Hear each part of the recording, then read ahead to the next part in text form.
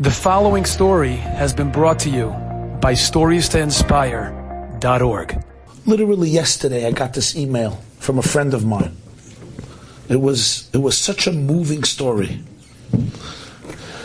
I have a friend, a colleague. His name is Rabbi Chitrik. He lives in Nuremberg, Germany. He's the rabbi of Nuremberg. Now, many of you, when you hear the word Nuremberg, you associate it either with the Nuremberg trials, 1946, of the top Nazi officials who were tried in Nuremberg after the war, or you remember the Nuremberg rallies.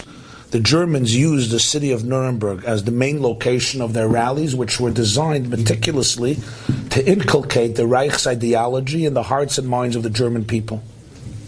In 1935, Hitler Yamach Shemai had them pass the Nuremberg laws, which revoked the citizenship of all German Jews. They couldn't be German citizens, and began the systematic oppression of the Jewish people.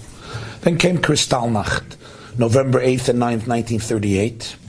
And in one night, 2 nights, the Germans torched 1,400 shuls, sent 30,000 men to concentration camps, murdered 90 Jews, beat mercilessly thousands of Jews, looted shops, vandalized homes and shuls in that infamous Kristallnacht, the night of broken glass. There was an amazing, beautiful shul in Nuremberg called Adas Yisrael, the Congregation of Israel. Simply one of the most beautiful shuls in Europe, and there were many beautiful shuls in Europe. And they torched it. Now, we don't have so many pictures of Kristallnacht, but this, they brought Nazi photojournalists to record the atrocities up close. And the pictures were hidden for 84 years.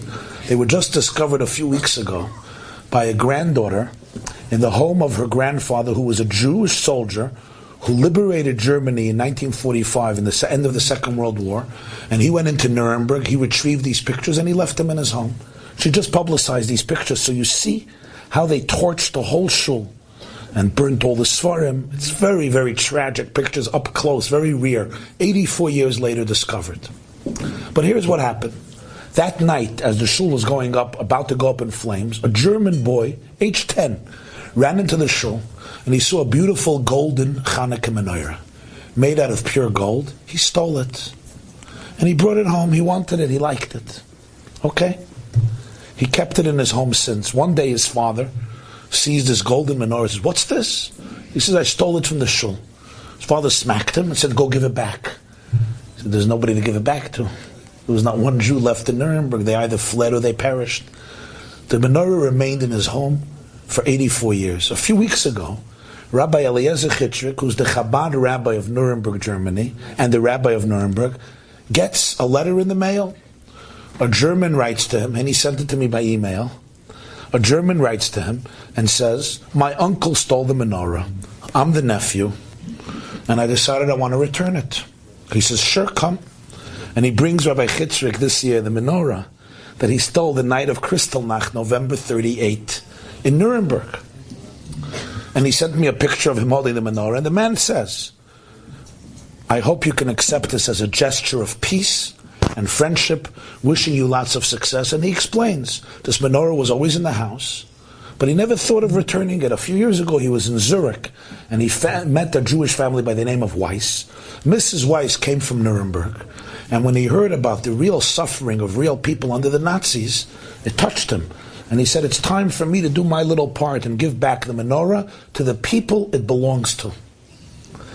Rabbi Chitrik shares with me that this year, he's going to light the Chanukah menorah in Nuremberg on that very menorah that was last seen in 1938 in Adas Yisrael in Nuremberg.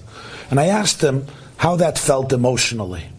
And he said to me, he wrote, he said, "I want to tell you something. If you were a fly on the wall when the Nazis torched that shul, what would your feeling be?" Your feeling would be that the story of the Jewish people and of Judaism has just gone up in flames. In the flames of the sadistic hate and violence of the Third Reich.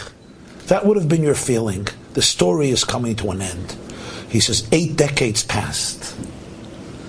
And this Chanukah, that very menorah, is going to burn brighter than ever. And millions of Jews in Nuremberg, in Israel, in America, the world over, will light flames of hope, of faith, of love, of optimism, of unity, of emunah, of connection. So he says to me, he says, Rabbi YY, sometimes you feel like your light has been suppressed, hidden, concealed, stifled, but it never disappears. It resurfaces. Look at this menorah. And when you look, when I was watching the picture, it was so moving to me because it really, in a very small way, that little gesture, that picture, just captures so much of the history and the truth of the Jewish people.